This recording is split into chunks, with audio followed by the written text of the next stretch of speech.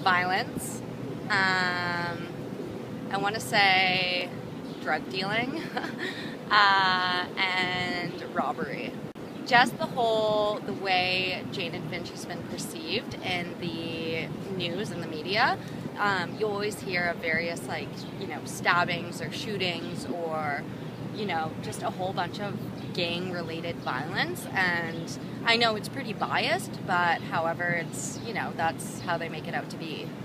Have you ever been to Jane and Finch? No, and no offense, I don't think I will.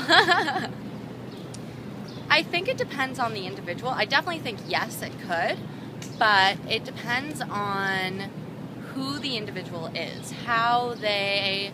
There's peer pressure and everything under the sun like that. I definitely think it can influence someone. But I mean, if the person is strong enough to not really get in that kind of lifestyle, then I think they'd be totally fine. But then again, I think, as I said, it depends on the type of person. I am from Yonge and Davisville. The mall, the Tom Green video for Check the OR, and public housing. The area's gotten a pretty bad rap, and it was overdeveloped and then under-sustained, mostly by the city and the government, just saying, not saying. And fortunately, it's just created a bad cycle for a lot of the youth there. Have you ever been to Jane and Finch? Yes, I have. Yes, unfortunately, it takes a village to raise a child, and when people are caught in a cycle of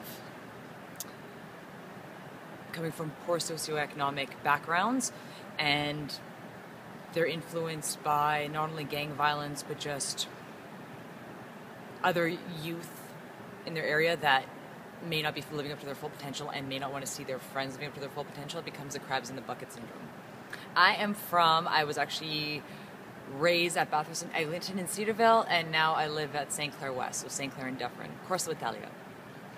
Poverty comes to mind because I was told it was a poor area before I moved to Toronto, and I was told it was somewhere I should stay away from. I think if you grow up around a lot of crime and poverty, it's definitely going to have an effect on, your outcome, but I think that all goes back to parenting, and, that's totally an individual basis. Some really bright minds and great people have come from,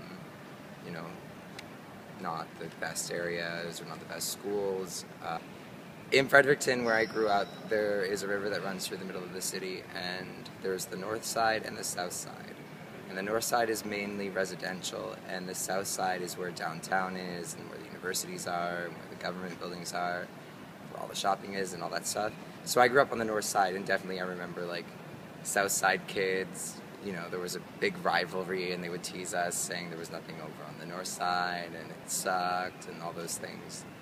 And there was a big rivalry between the two sides of the river in school. But I remember, thinking I'm still from Fredericton, despite the fact that I live on one side of the river versus the other.